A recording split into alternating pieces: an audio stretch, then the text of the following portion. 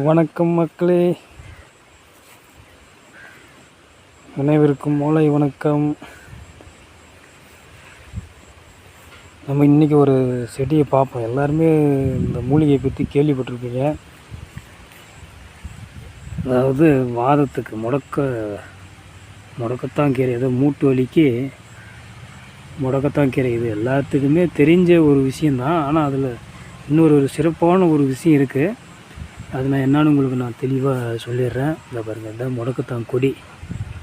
அது நம்ம முடக்கத்தான் ரசமாக வச்சு சாப்பிட்லாம், காய வச்சு பவுடர் பண்ணி தோசை மாவு எந்த முறையில் வெஞ்சினாலும் இதையே நாம் உணவாக எடுத்துக்கலாம்.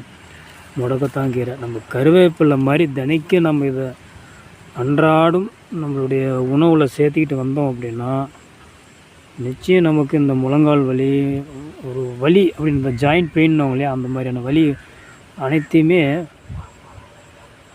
நீக்கிறோம். அந்த வலி இல்லாத ஒரு வாழ்க்கையை நமக்கு அமைத்து கொடுக்கக்கூடியது தான் அந்த முடக்கத்தான் கீரை. முடக்கம் எந்தெந்த இடத்துல இந்த நம்ம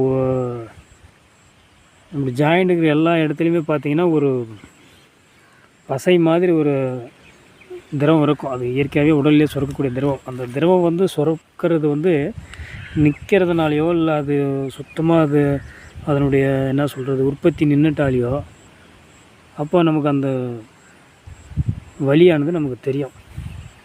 ஸோ அந்த மாதிரியான காலகட்டத்தில் நமக்கு வலி ஏற்படும் இல்லையா,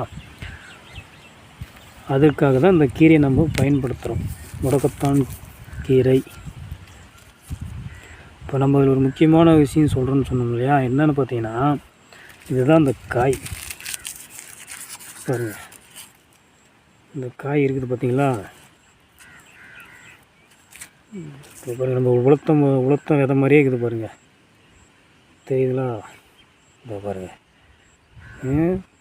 இந்த விதையை அரைச்சி அதில் அந்த விதையை அரைச்சி நம்ம காலுக்கு 10 மாதிரி இந்த மூட்டு வலி எந்தெந்த இடத்துல ஜாயிண்ட் பெயின் இருக்கோ அந்த இடத்துலலாம் அந்த 10 மாதிரி நல்லா அரைச்சி ஒரு வெள்ளை துணி எடுத்து அது மேலே ஃபுல்லாக அந்த துணியில் அப்ளை பண்ணிட்டு அதுக்கப்புறம் அந்த துணியை நம்ம கால் மேலே ஒத்தடமாக அப்படியே போட்டுக்கணும், சரிங்களா. அப்படி இல்லைன்னா கூட கொஞ்சம் லைட்டாக விளக்கெண்ணெய் வச்சுக்கலான்றாங்க.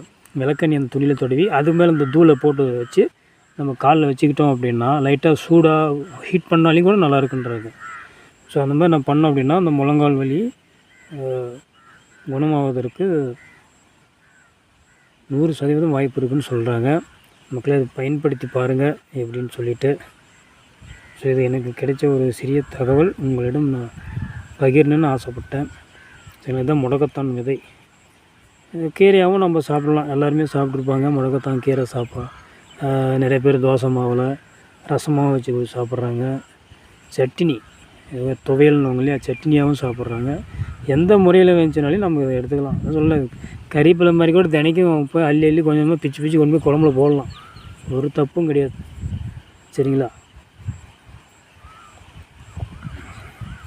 நன்றி மக்களே. இதை பற்றிய ஒரு கருத்துக்களை கமெண்ட்டில் தெரிவிக்கவும். யாருமே கமெண்ட் பண்ண மாட்டேன்றீங்க. அப்படி நல்லதோ கெட்டதோ ஏதோ ஒன்று கமெண்ட் பண்ணுங்கள். ஏன்னா மௌனமாகவே போகிற மாதிரி இருக்குது நீங்கள் கமெண்ட் பண்ணுறது பார்த்தா. கமெண்ட் பண்ணால் தான் நீங்கள் நானும் பேசிக்கிற மாதிரி ஒரு அர்த்தம், சரியா மக்களே. கமெண்ட் பண்ணுங்கள், உங்களுடைய கருத்துக்களை தெரிவிங்கள். முடக்கத்தான் கீரை, முடக்கத்தான் ரசம்,